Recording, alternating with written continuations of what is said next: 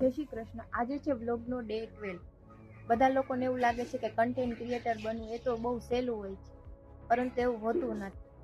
આપણા રિલેટિવ્સ હોય એ લોકો આપણા વિડીયો જોઈ તો એ લોકોને એવું લાગે કે આ લોકો પાસે વિડીયો બનાવવા સિવાય બીજું કંઈ કામ હોતું નથી, પરંતુ એવું નથી હોતું.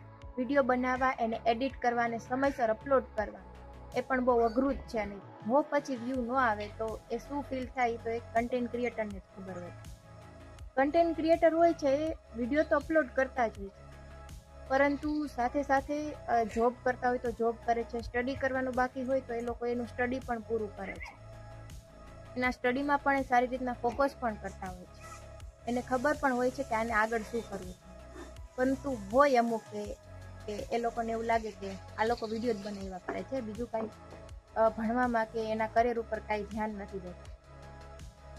એવું હોતું નથી. અને એક સમય એવો આવે છે કે ખુદના દમ પર ઊભું થવું એ લોકો એના કરિયર સેટ કરતા હોય છે અને એના દમ પર ઊભું થવાની કોશિશ કરે છે.